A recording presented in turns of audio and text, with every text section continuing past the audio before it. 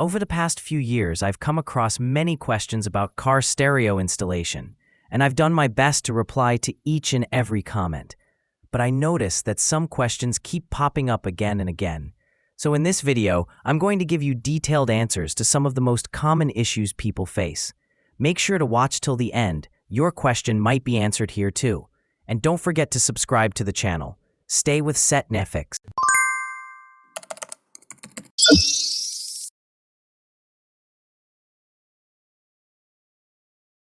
To properly connect your car stereo, you need to identify three main wires.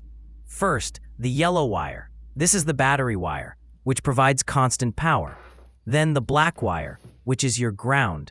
And finally, the red wire, known as the accessory wire, which powers the stereo when the ignition is on. Now let me show you a simple diagram to explain the basic wiring connections. If we take a closer look at these three main wires, you'll see how each one works. The red wire is the accessory wire, so I'll mark it as ACC+.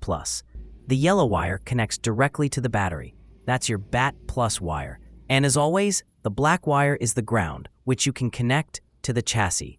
In some cases, you won't need a separate ground connection because the vehicle's body itself is already grounded. Now imagine this. Here's your battery. One side is the ground, negative, and the other side is live power, positive. Let's talk connections. The ground wire, black, goes straight to the battery's ground terminal or to the chassis. The BATT+ wire, yellow, connects directly to the battery's positive terminal. This wire is essential. It keeps the memory of the stereo, like clock time and saved settings, even when the car is off, so it must always stay connected to the battery. Now let me explain the car key switch positions. If you look at your car key, you'll notice these labels. Lock, this locks the steering wheel and shuts off all power. ACC, this stands for accessory mode. On, for full power. And start, to start the engine. When the key is at lock, everything is off. Turn it one click, and you're at ACC. That's when accessories like the stereo turn on. Turn it again to on, and the whole system is powered up. Finally, start is when you crank the engine, so the red ACC wire must connect to the circuit that's powered when the key is in the ACC position. That way, when the car is off, the stereo turns off too. And when you switch the key to ACC or on, your stereo will power on.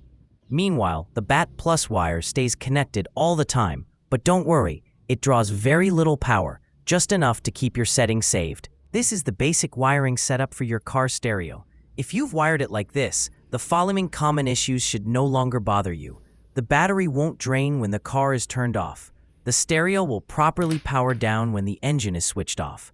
And most importantly, your stereo will remember its settings even after a restart. Now that you understand the correct way to wire your stereo, don't forget to like, share, and subscribe to my channel. Be innovative. Stay with SetNFix.